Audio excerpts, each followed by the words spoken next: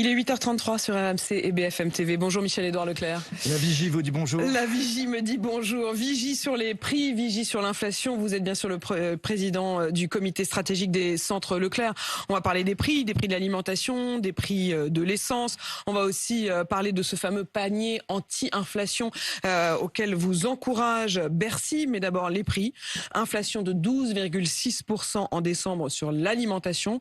Est-ce que oui ou non ça va se poursuivre, Michel-Édouard Leclerc? Alors oui, ça va se poursuivre à ce rythme-là et même peut-être plus compact encore entre mars et juin. Ça sera la zone de turbulence. Là, on est actuellement dans les hausses de prix négociées l'année dernière. Leclerc, Lidl, Intermarché, Hyper U, on a tardé à répercuter nos propres hausses de coûts d'exploitation et même celles des fournisseurs, parce qu'on voulait rester moins cher. Et notre concurrence entre nous freine ces prix. Mais à partir de mars, il y aura les nouveaux accords, peut-être, j'espère, de négociation. Que vous êtes en train de faire. En ce moment même, voilà, au moment où on se parle, tous les jours, vous avez des négociations avec les industriels, notamment. Oui, c'est pour ça que j'ai la vision de ce qui va arriver. On est en train de négocier pour que ce ne soit pas cette vision-là, parce que sinon j'angoisse un max. Et là, il y aura donc des hausses de prix en application de ces négociations, mai, juin, juillet. Et après, j'ose espérer que ce sera plus calme. Et il y a des choses qui seront plus calmes, je vous les dirai tout à l'heure, pour ne pas être qu'un Cassandre. Parce qu'en fait, nous négocions aujourd'hui l'alimentaire, la consommation courante, mais nous négocions aussi sur les marchés internationaux les jouets de Noël prochain. Nous sommes en train de les négocier. C'est maintenant que ça se joue, là. Nous négocions les coûts du transport pour ces jouets, pour le multimédia, actuellement, pour la fin d'année. Ce sera pour les objets de la fin d'année. Nous négocions aussi la rentrée des classes, donc septembre. C'est ce qui nous donne un avantage, non pas dans la prophétie, mais dans la connaissance des prix au moment où ils se forment. J'ai été beaucoup tapé par des institutionnels, par des politiques qui trouvaient que j'alimentais trop.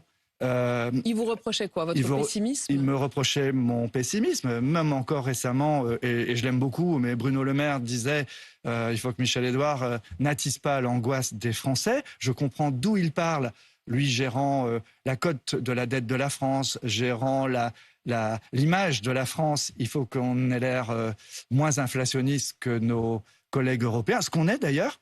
Mais par contre, la hausse des prix, elle se fait dans les magasins U, dans les intermarchés, dans les casinos, dans les monoprix, chez nous. Et nous, moi, j'ai un contrat de confiance avec les consommateurs depuis longtemps. Donc vous ne pouvez pas raconter n'importe quoi. Je me souviens très bien qu'il y a longtemps maintenant, avant le début de la guerre en Ukraine, donc comme quoi tout n'est pas lié aussi à ce contexte international, vous aviez dit, il y a un an, à ce même micro, attention, on va vers une période de très forte inflation. Donc en effet, Bruno Le Maire aurait beau jeu de vous reprocher d'avoir simplement dit ce qui s'est passé de fait. Alors lui, il sait qu'au fond, c'est mon job de faire ça. Parce que là, aujourd'hui, lui, il dit, Bruno Le Maire, je reprends ses prévisions, il veut croire, ou en tout cas, il voudrait qu'on croie peut-être, qu'on va vers une inflation à 2,5 en fin d'année. Ouais. Bon, et l'année dernière, ces services avaient aussi annoncé une inflation bien inférieure. Et justement, je parlais du double. Alors, il parle aussi de l'inflation de l'ensemble des dépenses des Français. Oui, parce que le chiffre qu'on vient de donner, les 12,6, c'est sur le panier alimentation. Ouais. Non, on sera... Enfin, les 2,5, vous avez l'air de ne pas y croire du tout. Non. C'est juste un chiffre pour nous faire un peu rêver, quoi. D'abord, pour nous rassurer. On négocie actuellement 65 à 70% du chiffre d'affaires que vous voyez dans un grand hypermarché, que ce soit Auchan, Carrefour ou Leclerc, et c'est principalement des grandes multinationales. Aujourd'hui, vous avez reçu Michel Biraud de Lidl, vous avez reçu sans doute Dominique Schulcher, le patron de Système U. Ils vous disent tous la même chose. On n'a pas de demande de hausse inférieure à 10%, ou très peu. Et la plupart des demandes de hausse sont entre 10 et 30%. Entre 10 et 30%. Alors rentrons dans le détail, Michel-Édouard Leclerc. D'abord pour le timing, vous nous l'avez dit, la période la plus tendue, c'est-à-dire avec des prix qui vont augmenter encore plus, ce sera sans doute mars à juin, c'est-à-dire au moment où les produits seront dans les rayons, les produits que vous négociez, dont vous négociez les prix en ce moment. Ensuite maintenant, sur l'ampleur de cette hausse.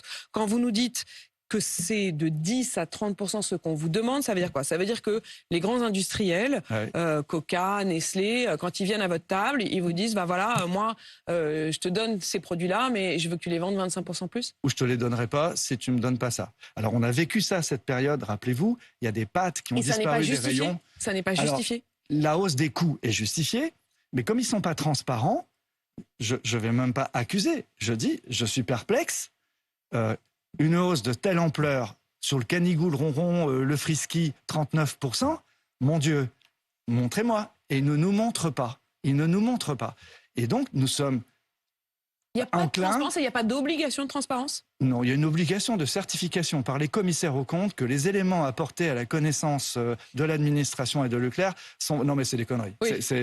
Vous avez appris par cœur la petite astérix pour mieux nous montrer qu'elle n'est pas vraiment appliquée. Dans le contrat de confiance, c'est toutes les petites lignes en bas ou sur Internet, acceptées, sinon vous ne voyez pas la vidéo. Quoi. Mais quand vous dites que c'est des conneries, ça veut dire quoi? Ça veut dire qu'en fait, ils gonflent quand même globalement. Ce que je vois, c'est qu'il y a des PME en France, même de la boulangerie, des PME de boulangerie industrielle, des PME de l'agroalimentaire, de la charcuterie, elles sont transparentes. Elles nous amènent leurs factures et c'est clair, quoi. On n'est pas des tortionnaires.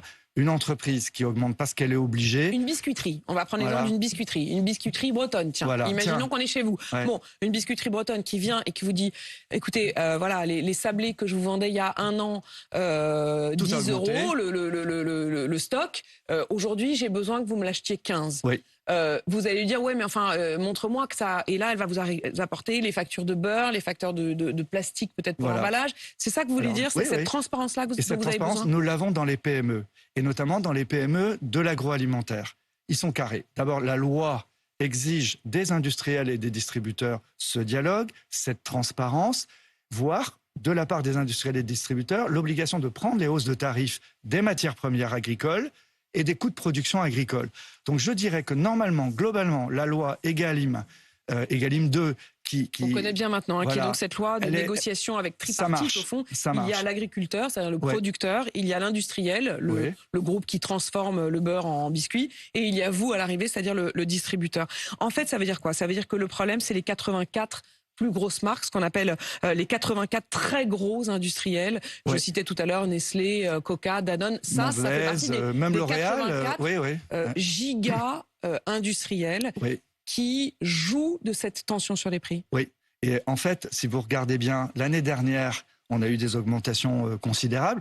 De 15% sur les pendant l'année dernière, 15% sur les aliments chiens et chats, 20% sur les pâtes, on a eu 25% sur le papier hygiénique, on a eu, je sais plus par cœur, 29% sur la viande surgelée, 20% sur les huiles, avec même des huiles qui avaient disparu. Ça, c'était l'an dernier. C'était l'an dernier. Et ça sera pire cette année. Ils remettent le couvert. Et donc, on va pas se faire avoir deux fois. On va pas taper nos consommateurs de ce qui n'est pas vraiment une hausse de coûts, mais qui est aussi une promesse d'augmentation de dividendes. Et pourquoi vous ne dites pas non? Pourquoi vous ne dites pas, écoutez, comme finalement Intermarché a renoncé à avoir de l'évian, par exemple, dans ses rayons, en disant, bah, vous nous demandez 22% de hausse, ça ne correspond pas à la réalité. On le sait parce que nous-mêmes, on produit de l'eau en bouteille, et donc on sait que nos coûts n'ont pas augmenté de 22%. Donc tant pis, il n'y aura pas d'évian dans les rayons. C'est ce qui s'est passé aussi sur le riz Uncle Ben, que vous n'avez pas vu dans les centres Leclerc pas mal de temps. C'est en partie l'explication de l'absence de l'huile de tournesol, pourtant publicité par Le Sieur comme étant fabriquée en France. Après l'Ukraine, tout le monde s'est raconté un peu n'importe quoi. J'avais dit, l'Ukraine a bon dos, c'est ça. Donc aujourd'hui, on va négocier, et ce sera forcément à la dure. Loyal, transparence, tous ceux qui sont transparents, ok, on va chercher à étaler les hausses, puis il n'est pas question qu'un Leclerc soit plus cher à la sortie qu'un Monoprix. On est bien d'accord, je suis gentil. Et parce que ça, c'est déjà le cas. Ce serait quand même un retournement des choses. Ouais. Mais maintenant, ce qu'on voudrait, c'est aussi que là où on nous dit que c'est pour aider les agriculteurs, que ça ne se lise pas uniquement dans les augmentations des dividendes, y compris pour des boîtes qui n'ont pas leur siège en France. D'accord? Et ça, moi, sans faire de la morale, sans faire du populisme anti-multinational, je trouve que c'est pas correct d'aller prélever de l'argent chez les consommateurs français pour aller rémunérer du dividende suisse, et après d'avoir ces syndicats d'entreprise, dire « Ah, mais ce serait bien qu'il y ait un chèque alimentaire sur fonds publics pour compenser les hausses de prix. » En fait, ils mangent à tous les râteliers. Quoi. Ouais.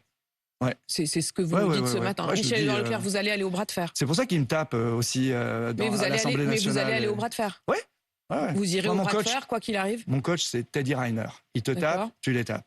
Ah, il te tape, tu les tapes. D'accord. Bon, au moins, les choses sont très claires. Et s'ils finissent par refuser le deal, il n'y aura pas de coca dans les rayons. Voilà. Ou on sera obligé de s'entendre sur une nouvelle base.